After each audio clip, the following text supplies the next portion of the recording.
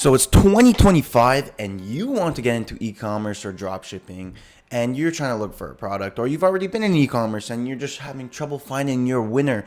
Well, don't worry, you've came on the right fucking video, and you want me to tell you why? Because I'm going to give you the no BS strategy that I use to make over 100 grand in Canadian dollars. That's where I live in the last year. All right. Now, the reason why I say it's no BS, because you're not going to have a video of me talking about, all right, let's get it going. So this is the number one strategy that everyone could be using. So what you do is you go on PP ads and you filter by... Shut the fuck up, okay? There are countless, unlimited amount of ways for you to find products, okay? I'm not here to bullshit you. I'm here to tell you the truth. And that's the truth. That's the honest truth. There's no secret fucking hack or gateway, or there's no secret sauce, okay? Because everyone that promises you that, just selling you a dream, okay? I'm here to give you business advice that's legit, and it's going to be hard truth, and that's why a lot of people are not going to like my advice, but it's the hard truth, okay? But I did make a nice graph for you guys to understand the product research thought process that I have, the questions that I ask myself, the thoughts that I have while scrolling on the internet. And I do give some tips on like websites or like things to, check, whatever it is. But basically, this is the product research thought process that I have. And that is where you can take yourself and go do it your own way in other ways possible. You can go on this X way, whatever, but it's just take the fundamentals. I'm here to tell you and teach you the fundamental. So this fundamental, you can take in, learn from it, and then apply it your own way in many ways possible. All right? So that is why this is no BS. This video could be you could watch this video 5 years down the line and it'll still benefit you. It's not the new 2025 update, this new secret setting that's only going to last a month, because after that, a bunch of fucking kids, brain rotted kids, are going to go and take it and it's going to be oversaturated. Fuck that. All right. So first, what we're going to start is I have here, first of all, it's a big graph, as you can see, right? First, what we have here is I like to, before I even start doing research, to choose 3 to 5 audiences. And what's audience? It's like a type of people, like, I'm an audience. You're an audience. My mom is an audience. Pregnant people are an audience. People over the age of 60 are an audience. Like, it's a type of person. Which type of people do you want to sell to? Okay. And I'd like to choose at least 3 to 5 people. And these are like kind of the requirements that I choose from, is that first, they have to be good with spending money because they have control over it. So basically that scratches off anyone that's like under the age of 18 that don't have a credit card. They have to ask mommy or daddy for their credit card number, or anyone that basically doesn't have money, like doesn't have a job and basically control their own money, which is pretty broad, but it's pretty simple. Then they have to be willing to spend a lot to solve the problem. So if the problem is basically, just to have like a cute decoration on their desk, it's not a problem that people are willing to spend so much money. But if it's a problem that solves any like health reasons, fitness reasons, gifting is actually a huge problem. Like a lot of people, when they're in relationships or family during Christmas, like, you have to get a gift. That's the whole point of the holiday season. You have to get a gift. That's a problem you need to solve. So shit like that, right?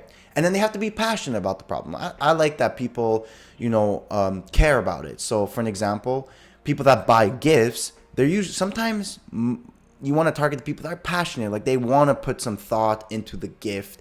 They want to be extra, right? Or, when people have like a knee problem or an elbow problem, whatever it is, they're passionate because it fucking kills them, right? And they want to solve it. So they kind of like, it kind of occupies their brain a lot during the day, right? So that's what I mean about passionate, okay? So choose 3 to 5 audiences, types of people that you'd like to sell, whether it's elderly people, pregnant moms, or just moms with kids. I usually like to target women. But you can target men, obviously, like an insecure male niche is an audience. But I like to usually target women or elderly people. I know, unfortunately, those are like the people to take easy advantage of, but that's just, again, business. I'm just telling you, no BS guide. So I like to have the 3 to 5 audiences and have them kind of written down or in my head. So when I'm then searching or scrolling, I have them in the back of my head. So like whatever catches my attention, automatically it's like, okay, this product caught my attention because it's for this audience. So it already like cuts down a lot of BS. That's why I like to have it written down or already decided. So first we're going to start off with simple. The product looks interesting, okay? Because if you're scrolling or if you're going on any spy tools or just on organic feed, the reason you're going to stop is because the product is just interesting. Now, there's so many ways for this product to be interesting, but try to figure out, like, if you find a product and you stopped on it or you took a look at it, kind of ask the question, like, why? Like, why did I stop on it? It's interesting. It definitely is, because I stopped. Through all the bullshit on the internet, I stopped on this product. Why? So ask that question. Now, you're going to go, does it solve a problem? Yes or no? If it's no, just go back, you fucking idiot, okay? Because why are you selling products that don't solve problems? Like, do I even have to explain why? Like, bros, solve people's problem. Like, do something good in the world, okay? If it's yes, now what's the main problems it solves? Now, there usually is going to be one main problem it solves, but sometimes the product has multiple features that could be used for multiple reasons. So there may be an opportunity where it solves more than one problem. So I usually just like to jot down 3 main problems, because usually I'm only going to test 3 different angles. So I just like to choose 3 main problems. So here you go. I'm going to zoom in maybe a bit more. You got problem 1, problem 2, problem 3. Okay? Let me zoom in a bit more. Now, does another audience have the same problem? So now I'm trying to mix match. So I have kind of like a graph where there's problems and there's audiences, and I like to like connect the dots. Like, does problem A go with audience A? Good. Does problem A go with audience B? Yes, no, whatever. I just like to have in my head, jot it down, like, look, yes, if it does, can it solve a problem to another audience? Nice, keep it in mind and write it down, and then you go back to the research phase where we'll go after. If no, that's completely fine. Like, most of the times, not most of the times, but sometimes, let's say, for example, it's a beauty product. Usually it's going to be sold to girls, right? Or gay guys, I guess. That's another audience. But, like, usually it's girls. That's one type of audience. Now, you can argue, if you want to be more specific, is it a younger audience? Is it girls that are under the age of 30? Or is it plus 30? I guess. But usually, let's say, like, if you want to sell, like, a lipstick, usually it's one audience, okay? But it's fine. It doesn't matter. It's usually the angle that's more important. Now, once you figure that out, once you like kind of like start thinking about like, the audiences, right? You then want to answer these questions. So which market is this product in? Who will I sell this product to? And which desire / problem does this product fulfill? Now, once you answer all these questions, so again, like I just mentioned before, you're going to have a bunch of problems, a bunch of desires, and you're going to have then a bunch of audiences, types of people. You're going to have like a list. Which market is it in? Beauty market, health market, fitness market, whatever. After you answer all those questions, now you begin the research phase, the fun part, right? So we're going to start off by saying, does this product have a current demand? Now, you can check that by using Google Trends. You can do TikTok, Facebook, YouTube, Reddit, Facebook groups. Honestly, just simple Google searches. But just try to find out and have like some indicators of, is this product currently in demand? Is it on the rise or is it on the downtrend? Is it uptrend? Are there videos that have views recently going viral? Does it have comments? Whatever it is. Like, just kind of have that proven concept, stack it up, check. So yes, no, we'll go no. So first it says no. That is a red flag, to be honest, but it's still doable, so you can keep following the process. So it doesn't have to have current demand. Like, I've sold products that did pretty well that didn't have current demand, it did have it in the past. And you've definitely heard in like previously that old winners can be revived into again. It could be brought into the market again. So whatever. It's not the end of the world, but it is a red flag. Keep that in mind. If yes, that's a good sign. Now, the next question you want to ask yourself is anyone currently selling it and doing well? Now, the way you can check that is by using revenue trackers, just like Winning Hunter, Shop Hunter, or basically any other spy tool that you know of. These are the two main ones that I know. And I usually like to do like traffic tracker, like SimilarWeb. I have the Google add-on at the top, so it's really simple. It's like one click of a button when I'm on a website. Are they getting any traffic to their website? If they're getting traffic to their website, that's a good sign. Even though sometimes I catch myself finding a general store, so they sell multiple products, and I don't know if this is the product that's getting all the traffic. But again, it's just like indicators, like good signs. That's why maybe like you do both, like do traffic and revenue tracker with spy tools. If you don't have spy tools, I offer that in the Discord. So if you want, you can for I think the cheapest out there. Like there's no one selling it cheaper. My team and I make sure like we have the essential tools for the cheapest possible. But anyways, I'm not here to sell you anything. I'm here to just give you some fucking sauce. So now, if no one is currently selling it, here's the no. And it's like at this point, there's no proven concept. You would be recreating the wheels. It's not entirely bad, and it's possibly worth a test if you believe you can test it. But at the end of the day, the chances are low, and it does require good skills. My only advice, if you're going to go through with it, is that the product has a problem. It solves a problem to a certain type of people that need it. You know, like that's the basic fundamental of just business in general. So if the product you find follows in that criteria, you can run it. It's worth a test. But at the end of the day, I don't want to recreate the wheel. I don't think you should. I'm not a Nazi soldier. I don't know if I should say that. Anyways, I shouldn't get banned. But I'm not like a dictator or like, bro, fuck you if you don't do that. But anyways, basically you could if you want to, but I think it's a huge, huge red flag. If there's no current demand and no one's currently running it and doing good, huge red flags, probably won't do well, and you're not stacking the odds against your favor.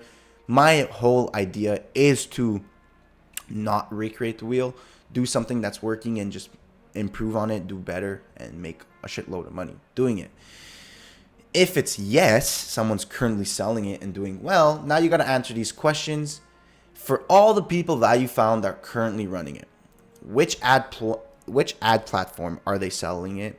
Which problem/audience, which is, I like to just broaden it up, angle, is their main one? Like if you go on their ads, which main angle are they currently pushing? How well are they doing? And for how long have they been running it? Now, these are very important questions to ask. Again, this is just a thought process that I'm going through. I'm going through this step by step, and I'm running these questions in my head, maybe writing it down, keeping it in note, whatever it is. But these are good questions to ask. Now, with these questions answered, is there a gap I can fulfill? Basically meaning, like, are they not doing something that I can do, that I can take advantage of? Now, here are good examples. Are they not running ads at all? Maybe you found this product through organic and no one's really running the product through advertisements. That's a good gap. Are they not running it on a certain platform? Again, is there a company or a brand that's running it on TikTok but not on Facebook? Run it on Facebook, vice versa. If there's a brand doing it on Facebook, run it on TikTok. Are they not targeting an audience that would benefit them? So maybe they're selling it to, simple it up, maybe they're selling it to men, but you think this product could solve problems to women. So sell it to women, and that could be a gap in the market. Are they not marketing a problem that this product solves that would benefit an audience? So maybe this product is solving back pain, but you know that it can also solve neck pain. And people have a lot of neck pain in our day and age through research. You realize like on Google Trends or Reddit posts, whatever, that a lot of people are having neck problems and neck problems on the rise. So you can take this product that this company is doing well, that's advertising it to back problems, and you can move it to neck. And that's where you bank off of it. All right. So if the answer is yes, there's a gap that you can fill and it follows all the criteria before, run that shit up. It's a good fucking test. I'm not saying it guarantees going to do well, but you're increasing the odds it does. And it probably, if you do it properly, like if you make good ads, if you make a good website, good offer, good product images, basically everything, you do everything properly, you are a seasoned dropshipper, I think it could be a good fucking test and it might do fucking well. And then you follow the, simple CBO $50 ad strategy that I have, or anyone else. The ad strategy doesn't really matter. Again, no BS. This video is based on no BS, okay? So we're going to stick to that. If the answer is no, there's no gap you can fulfill, there is still a possibility that you can run it up. So the next question you should ask yourself is, can I do what they're already doing, but better? So maybe there's no gap that they're missing and they're doing everything good, but can you do it better? And what you could do better is ads, offer, or website. Website's not really that important, but it technically is for conversion rate, so I added it in there. But usually it's through your ads and your offer. If you can do better ads, if you can market it better, or you can do a better offer, run that shit up. So yeah, as I have here, yes. If that's the case, run that shit up. No, if the answer is no, so there's no gaps to be fulfilled, and you can't do anything better because they've already are ahead of you. They have a lot of money and capital to, do everything high quality, do it better. In my opinion, no, you should restart. Better luck next time. Find another product or find another market, whatever it is. And let me tell you, the reason why I wouldn't run this is because someone already is doing good with it and they have a head start. They have their pixel warmed up with thousands of dollars of spend, probably with a bunch of data that you don't have. Now, if you were to run it up and it still follows all the good criterias, I believe you would get a few sales. Maybe you could do a few $1,000s, and sure, that is good, but it's not life-changing money. And I only work for life-changing money, or it's a waste of time for me. If you're an app, if you have the mindset of you have $0 in your bank account and you want to just get some quick, easy money, maybe a few $100s, few $1,000s, sure, run it up. It's not the end of the world. I think it could do very well. It could pop off and you could end up catching up and competing against them. But in my personal opinion, again, like I said, I want to make life-changing money and I wouldn't run it. You can run it up. It's worth a shot for sure. But, I'm just saying basically the way I think. This is my thought process. I put it down in a graph for all of you. And then no, so the answer is no. Restart next time, and then you go all the way back. This arrow follows all the way to product looks interesting. So basically that's the whole thought process and simplified as much as possible of when I'm doing product research. Now the best thing about this is actually you don't have to follow this step by step. All you have to do is just make sure all the questions that are in this graph are answered. But you can it's actually good. A lot of people start off by the bottom. Basically a lot of people look at markets or look at products, they already choose their audience and blah blah blah, and they start off by answering the question of, can I do better? No. Okay, I can do better. Okay, is there a gap I can fulfill? Yes. Okay, then, but even if the answer is yes, they still follow the tree all the way up to make sure that it's still worth a test, right? Because let's say, this product is doing well, right, for some reason, and there is a gap, and you start off by here, and you follow the questions, and you answer all the questions all the way up till you end up by finding out that it doesn't solve a problem. I'm just making an example. It's not a good test then. It gotta answer kind of all the questions, and it's all one puzzle that you gotta put the pieces together. If you're missing one piece, it's not a good puzzle, right? So the best thing to do is you don't even have to follow this step by step. You can start off by finding a product and answering this question, whatever it is. But basically, this is the whole thought process I have. It's not entirely in order, but this is from step by step on how I did it. And that's it. I think if you can just transfer this mental thought process into your product research, I think you definitely have better quality tests moving forward. And it's no BS, bro. This is like strictly it. Like there's no other sauce. It's really simple. It's really straightforward. And if anyone else on the internet is telling you like, oh, bro, the secret setting, fuck you, block them, never watch their content again, and maybe like leave a comment before blocking them saying guru ass bitch, and then block them. No, I'm joking. But basically, yeah, hope you enjoyed this video. Of course, as always, make sure if you want more advice, if you want more sauce like this, check the link below. I do have a Discord. There is a free section, so feel free to, I'm there like 24/7 basically, so you can ask all your questions you want. But yeah, and obviously in the VIP, the private section, I have way more sauce, but it doesn't matter. You do whatever you want. Again, I'm not a dictator. You do whatever you want. You have your own life. But thank you for watching. I genuinely appreciate it. I hope you fucking kill it in 2025, and I know you will if you just keep at it, show up every day. You'll never miss a lucky day. But basically, thank you for watching. And as always, I'll see you at the motherfucking top, baby.